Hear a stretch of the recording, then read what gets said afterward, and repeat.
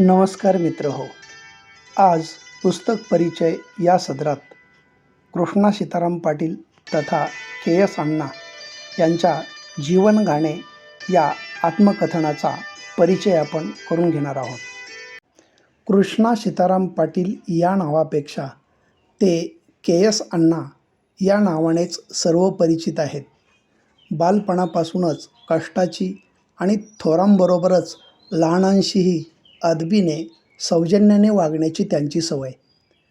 त्यांचा जीवन संघर्ष सर्वज्ञात व्हावा यासाठी अण्णांचा एक जिवलग मित्र सहकारी म्हणून मला सतत वाटायचं की अण्णांनी लिहितं व्हावं.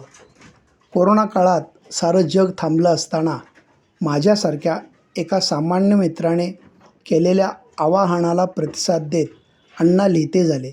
दररोज जीवनपटाचा एक एक प्रसंग समूह माध्यमातून उलगडत गेला. पुढे काय झाले असेल हे जाणून घेण्याची उत्सुकता सर्वांना लागली आणि साऱ्यांनीच ती व्यक्त केली. तसे अण्णांचे लिहिणे बहरत गेले. अर्धा अधिक जीवन संघर्ष ज्ञात झाला. अण्णांची जीवन कहाणी आणि त्यांचा जीवन प्रवास सर्वसामान्यांपर्यंत पोहोचवणे गरजेचे होते.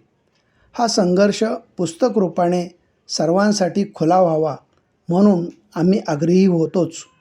पण दुर्दैवाने समूह माध्यमातून केलेले सर्व लेखन संबंधित व्यक्तीकडे जतन झाले नाही. पुन्हा सारा जीवनपट मांडणे सोपेही नव्हते. पण अण्णांची जिद्द आणि चिकाटी कामी आली आणि पुन्हा नव्याने सारा लेखन प्रपंच त्यांनी केला. कितीही संकटे आली तरी नाउमेद व्हायचं नाही ही अण्णांची शिकवण प्रत्यक्ष अनुभवायला मिळाली. कष्ट, संघर्ष आणि जिद्दीची खरी कहाणी जीवन गाणे या आत्मकथनाच्या रूपाने वाचाव्यास मिळत आहे याचा आम्हाला आनंद वाटत आहे. अण्णांचा संघर्षमय जीवनपट अनेकांना आपलेच प्रतिबिंब वाटेल, तर अनेकांना संघर्षातून फिनिक्स पक्षाप्रमाणे कशी भरारी घ्यावी यासाठी प्रेरणास्रोत बनेल. एकीकडे शिक्षणासारख्या पवित्र क्षेत्रातून निवृत्त होत असताना एका नव्या प्रवासाची सुरुवात होत आहे. त्यांच्या या अदम्य लेखन प्रवासासाठी हार्दिक शुभेच्छा. Deepak Jagdale, creative teachers forum, Kolhapur. जीवन गाणे एका अत्यंत गरीब घरातील जिद्दी मुलाचा, आशावादी तरुणाचा थक्क करणारा आत्मसंवाद. कोल्हापूर जिल्ह्यात क्रिएटिव्ह टीचर्स फोरम या नावाने ध्येयवेड्या शिक्षकांचा एक समूह कार्यरत आहे. आम्हाला या समूहातील सृजनशील शिक्षकांचा सहवास लाभला. त्या गोतावळ्यात सर्व शिक्षक मित्र आले. श्री कृष्णा सीताराम पाटील उर्फ के.एस. सर हे या समूहातील एक वेगळे व्यक्तिमत्व. माझ्याच पन्हाळा तालुक्यातील बोरपाडळे गावचे रहिवाशी. कोरोना काळ आपणा सर्वांसाठी आणि जगातील सर्व मानवजातीसाठी विपरीत काळ होता. पण अशा धास्तावलेल्या काळात काही विवेकी माणसांनी लिहायचं ठरवलं. तसेच आपल्या मित्रांच्या प्रेरणेतून पाटील सरांनी लिहायचं सृजनशील काम सुरू केलं. आपला जीवनप्रवास आपल्या पुढील पिढीतील विद्यार्थ्यांना माहीत व्हावा, त्यातून त्यांनी काही विचारपूर्वक वेचावे या उदात्त हेतूने सरांनी आपले जीवन गाणे लिहायचे ठरवले. वडिलांच्या निधनानंतर निराधार झालेले कुटुंब आणि पुढे काय अशी प्रश्नचिन्हांची मालिकाच समोर उभी राहिलेली. अशा खडतर वाटेवर चौथीपासून प्रवास सुरू केला. काही झाले तरी आपण शिकत राहायचे. डी.एड. पूर्ण करेपर्यंत आपले शिक्षण आणि आपल्या कुटुंबाच्या उदरनिर्वाहासाठी मेहनत करायची हा ठाम निश्चय करून के.एस. सर धैर्याने मेहनत करायला लागले. शेतमजुरीची कामे, कालव्यासाठी मजुरीची कामे, डांबरी रस्ता करण्याची कामे, मळीची माती भरण्याची कामे अशी मिळतील ती कठोर कष्टाची कामे सरांनी केली. त्यांच्या उरात त्यावेळी स्वप्ने असतील. या डांबरी रस्त्यावरून मी केव्हा तरी हमरस्त्यावर, महामार्गावर येईन. मळीच्या मातीसारखा सुपीक मेंदू घडवीत राहीन. माझे शिक्षण स्वावलंबनातून पूर्ण करेन आणि कुटुंबाचा भक्कम आधार होईन अशी जिद्द घेऊन के.एस. सर जीवनगाणे रचित राहिले. या गाण्याचे सूर आणि शब्द म्हणजे सरांचा आत्मविश्वास आणि मेहनतीतून आपोआप ओघळणारे श्रमगंधित शब्द. पाटील सरांचे जीवनगाणे, त्याचे सुगम संगीत त्यांच्या दुर्गम भागातून आले.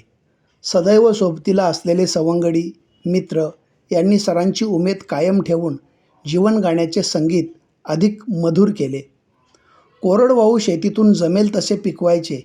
पाण्याविना करपणारी पिके पाहून पाटील सर कोणत्याही टप्प्यावर दमलेले नाहीत, थकलेले तर मुळीच नाहीत. जीवनगाणे हा एका अत्यंत गरीब घरातील जिद्दी मुलाचा, आशावादी तरुणाचा थक्क करणारा प्रवास आहे. 50 पैशांची रोजंदारी करायची आणि 25 पैशांचे काही मिळेल ते खायचे, हा काळ आता कोणत्याही तरुणास कल्पित वाटेल. पण तो अनुभवलेला माणूस आत्मकथनाचा नायक त्याच्या शब्दातून मांडतो आहे. जीवनगाणेमधील नायकाचा प्रवास शिक्षणाच्या भाषेत खरेखुरे एक्सपेरिमेंटल लर्निंग आणि टायरलेस स्ट्रायव्हिंग फॉर अर्निंग असा आदर्शवत आहे, प्रेरणादायी आहे. पाटील सरांच्या आत्मकथनातील आईचे रूप हे आगळे वेगळे आहे. विहीर खुदाई कामात 4 पैसे जास्त मिळावेत म्हणून तळपाटी, मेहनतीची अवघड पाटी उचलणारी आई आणि काम करताना मुलांचे पाय आणि शरीराचा काही भाग मातीत रुतवून त्यांची काळजी घेणारी आई. सरांच्या आईची ही रूपे विलक्षण आहेत. जीवघेणे काम करणारे वाघाचे काळीज असणारी वाघीण आणि त्याच वेळी बाळांची काळजी करणारी आई, फुलासारखं कोमल काळीज असणारी ती आई आहे. पाटील सरांची प्राथमिक शाळेत भरती झाली, पण आई वडील दोघेही दररोज रोजगाराला जात होते. त्यामुळे पहिलीत दाखल झालेला मुलगा शाळेत जातच नव्हता. पण पुढे पुन्हा प्रवेशित होऊन शाळेत रमला.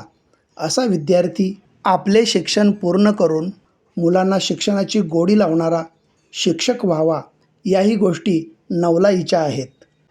वडिलांचे छत्र हरवल्यानंतर आईनेच या कुटुंबाला सावरले. आईचे वडील म्हणजे आजोबा, त्यांनी या कुटुंबाला आधार दिला. रोजंदारीच्या पैशावरच घर चालायचे. पुढे आजोबा वारले आणि 2 वेळच्या जेवणाची पंचाईत झाली. रोजंदारी करत लहानपणी खेळायच्या वयात, बागडण्याच्या काळात आपल्या वाट्याला आलेली कामे सरांनी केली. अधेमध्ये रोजगार, कधीकधी शिक्षण, अशी झालेली विचित्र अवस्था ही सरांच्या आयुष्याची कसरत आणि कसोटी होती. या विचित्र अवस्थेला त्यांनी एका सुंदर रेखीव चित्राचा आकार दिला. हे जीवनगाणे आहे सरांच्या वाटचालीचे. जीवनगाणे हे के.एस. सरांचे आत्मकथन 2 पातळीवरचा संघर्ष आहे.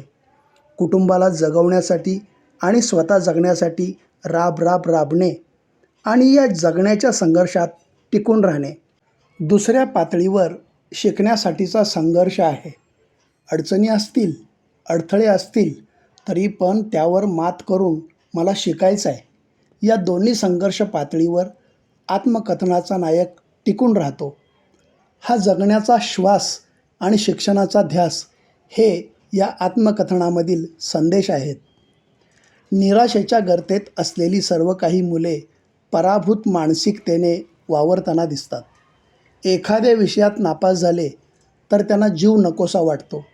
अशा नकारात्मक जीवन जगणाऱ्या मुलांना, विद्यार्थ्यांना, तरुणांना जीवनगाणे हे आत्मकथन आणि त्यामधील नायकाचा प्रवास मार्गदर्शक ठरेल.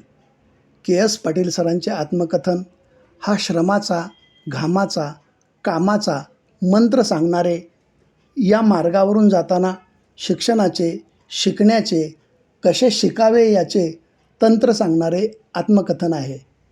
सतत कष्ट करणे, जिद्दीने शिक्षण घेणे आणि त्यामध्ये सातत्य राखणे हेच आयुष्यात सर्वार्थाने यशस्वी होण्याचे सूत्र आहे. जीवनगाणे या पुस्तकातून सामान्य गरीब कुटुंबातील माणसाची कहाणी, त्या अशा कुटुंबात शिकण्यासाठी पायपीट करणाऱ्या, झगडणाऱ्या मुलांचे कठोर वास्तव मांडले आहे. हे वास्तव प्रातिनिधिक आहे. अशी धडपडणारी मुले पुढे शिक्षक होतात, अधिकारी होतात, उद्योजकही होतात आणि पुढच्या पिढीला प्रेरित करतात. या आत्मकथनात लेखक आपल्या सर्व श्रमाच्या कामाचे आनंदाने वर्णन करतात. त्या काळात आपल्याला मिळणारी मजुरी आणि मजुरीचे कालौघात हळूहळू वाढत जाणारे आकडे त्यांनी बिनचूक मांडले आहेत. मी करतो ते काम कमीपणाचे नाही, त्या उलट त्याला मोल आहे, असे लेखकाला यातून व्यक्त करायचे आहे. रोजंदारी मजूर ते शिक्षण विस्तार अधिकारी हा जीवन गाण्यातील टिपेला पोहोचलेला सूर आणि त्यातील मधुर संगीत आनंददायी आहे. शिक्षण क्षेत्रातील शिक्षक पदापासून चढत्या क्रमाने उंचावलेला त्यांच्या नोकरीचा पदाचा आलेख हे त्यांच्या जिद्दीचे आणि सातत्यपूर्ण श्रमाचे फळ आहे. आपल्या शिकण्याच्या मार्गात अडथळे आले, प्रवेशासाठी पुस्तकांसाठी पैसे नव्हते आणि सर सरळ हाताने विद्यार्थ्यांना, संस्थांना शिक्षणासाठी सहकार्य, अर्थपूर्ण मदत देत आहेत. मला कुणीतरी दिले, आता मी कोणाला तरी द्यायला हवे, या कृतज्ञ भावातून सर कर्तव्य म्हणून दातृत्व करीत आहेत. शिक्षणातून होणारी क्रांती, बदल म्हणजे आणखी काय असते? शहाणे होणे, समजदार होणे, उदार होणे, सहृदयी होणे, सौजन्य वाटेत पेरत राहणे. Inspiring people to transform by heart to become good human beings. जीवनगाणे अनेक लोकांपर्यंत, विशेषतः विद्यार्थी, शिक्षक या सर्वांपर्यंत सर्वदूर पोहोचेल आणि ते अनेकांना स्फूर्ती देईल असे मला खात्रीने सांगावेसे वाटते. त्यांचे जीवन असेच बहरत राहो, लेखन अधिकाधिक समृद्ध होत जावो या सदिच्छा. Doctor B.M. हिरडेकर, शिक्षणतज्ज्ञ, वक्ता, लेखक.